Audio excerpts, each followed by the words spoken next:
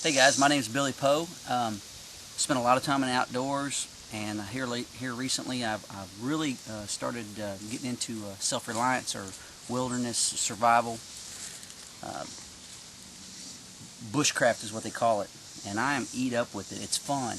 It's basically what bushcraft is. It's just walking out of your house and being able to survive and sustain yourself without, without coming to town all the time and stuff like that. But what we're doing today, I was watching Dave Canterbury, and he had did a spin-off on somebody's pocket fisherman. He actually made a bow out of it, or a sling bow out of it, and fishing set up for bow fishing with a slingshot. But what I've made my own style, and that's what you'll find out that bushcraft is. You learn something, you do a little spin-off of it, and you adapt your own little ways that work for you. But what we've got here, I've got some cord here. I'll show you here in just a second that we fish with. But I've got it set up for fishing. But what I wanted to do today is not sit here and jibber jabber. I want to show you how effective that these pocket fishermen is in. And later on in my video, I'll show you exactly what I keep in my pocket fisherman or my critter getter bag. Watch how it works. Works good. Okay, what we've done, we found this handy dandy night crawler, and I'm probably going to use this many times. We're fishing about noon, so what we did, we come along this little pond here, and we're staying up in the shade because I want to stay cool too. And this is always a good fishing spot. But I'm going to show you how well this thing works.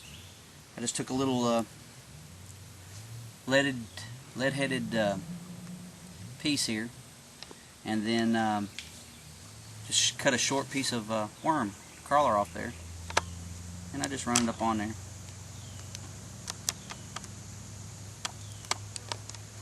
No big deal, just looks like a grub.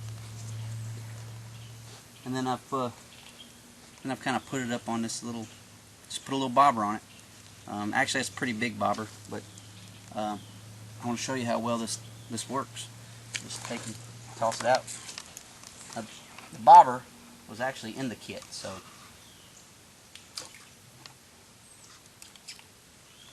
already, just like that.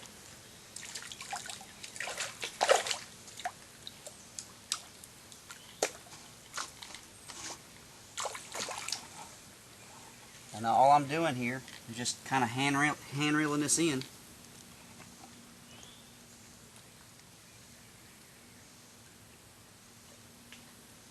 Now, you don't catch fish like that every time you throw something in, but in the summertime, you find these little shaded spots. That'll make good eating. Watch this. We're going to do it again. Who says you can't survive on these things? Just toss it out there, a little piece, and boom.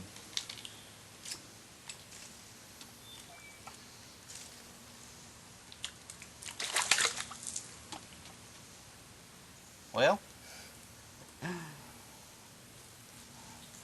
you can't survive by letting them go, but you see the gist of the point, gist of everything here. Kind of bent my hook out. It was a pretty good size bluegill.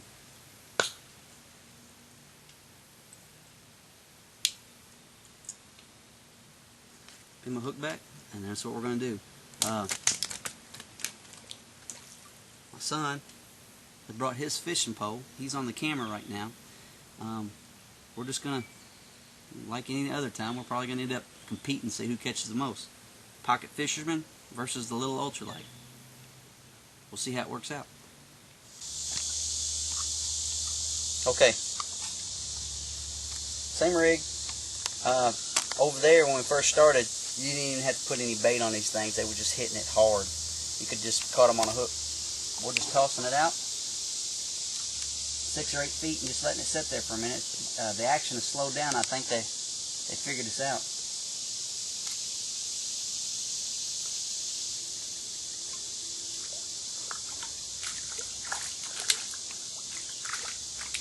Oh, that's a little one.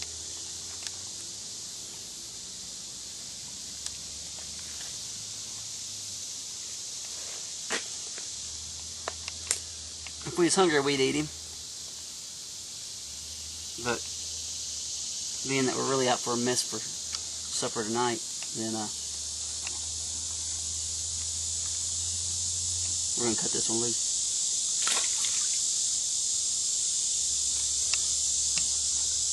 We've probably been out here less than 30 minutes, or maybe about 30 minutes. We've done caught. I've caught. That's 8 fish. Son caught 5 or 6. But field test proven, time and time again, it doesn't take much. I used to make these fishing poles a long time ago, just out of a pop can, and I never did think about adding anything else or doing anything else to it. But simple as this.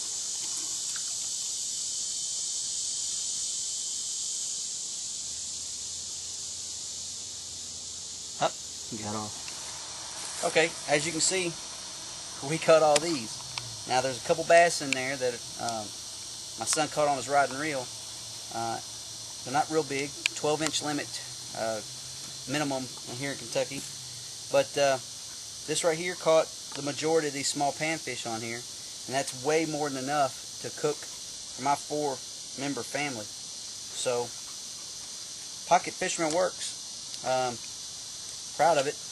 Later on in my video, I'll show you exactly what I've got in mind, and then you'll see what I've got in mind, make some decisions, and adjust yours to where you like it too. Thanks for watching. Okay, we're back at my garage. Earlier today was at this little pond catching fish like crazy with the pocket fisherman. My son, he's not really interested in doing any video. I think it's because I beat him with that pocket fisherman. He had the little rod and reel. But anyhow, I told you I was going to cover what I have in my tube, my fishing tube. So that's what we're going to do right now. Okay guys, just a recap. This is just a 1-inch PVC tube, and this right here in the end is just a 3/4 inch plug, and you can just put a little bit of any kind of cheap epoxy or whatever in there, tap it in there, and she's done. She's in there. And then at the end it's just a cap, just a pipe cap. You can tap that on there and pop it, and it holds pretty good.